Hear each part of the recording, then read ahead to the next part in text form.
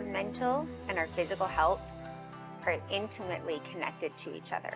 When one suffers, the other always suffers as well. It just That's just the way that it is. And so we need to pay attention to both parts of those things and when we're talking about health. And today I'd like to talk about spiritual health. And this doesn't just mean being religious. So if you're not a religious person, don't just tune out. There may be something here for you as well. So of course, when we're talking about spirituality, yes, we are talking about religion, or what do you believe in? You know, I am a member of the Church of Jesus Christ of Latter-day Saints. My beliefs mean a lot to me, and it's a big part of my life. But that being said, as far as beliefs, it's important to know what you believe and to live what you believe.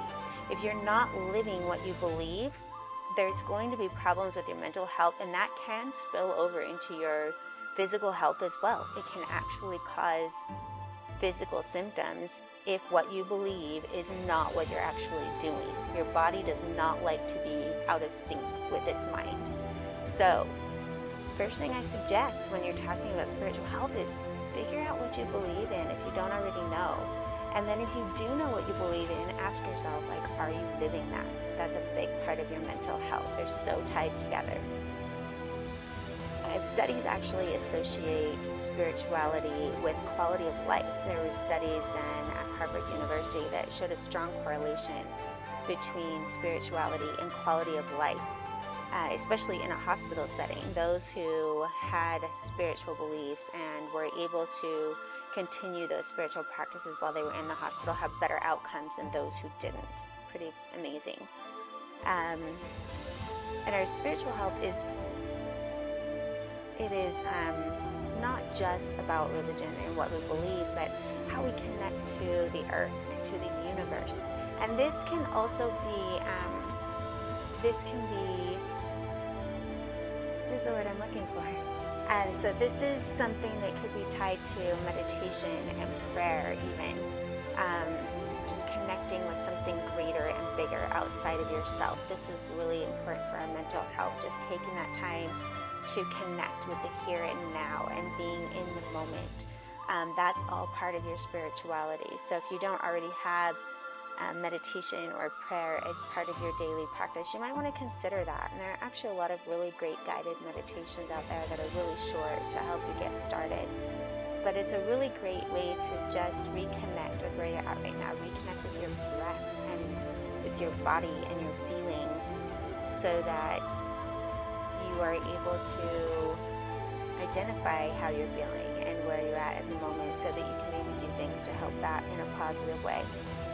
So that helps a lot. Also, having something uplifting to read every day. For some people, that's scriptures. I definitely have a scripture reading practice built into my daily routines, and that helps me. But for some people, it might just be, a book of uplifting poems or thoughts or something like that. But having something positive in your life every day is a big part of your spirituality. And just believing in something greater than yourself. And that could even be believing that you have something inside of you that you haven't tapped into yet, that allows you to do better and to be better than what you already are. And so that's where meditation comes back in as well, is that will help you connect with those parts of yourself that maybe you haven't figured out yet, that might be better than what you've been already, that really help you connect with your true self and your best self. Another thing that goes into spirituality is gratitude. Gratitude is huge. In an article by some professors at Indiana University, they talked about gratitude, and they did a big research study about gratitude, and they found that there were several things that came out of their study that were really surprising to them. One thing was that when people had a practice of showing gratitude in some way each day, they were able to get rid of, release toxic emotions, which we know is huge in this day and age. There are so many things coming at us all the time that are negative, whether that be in our personal lives or just in the, in our communities or in the world in general.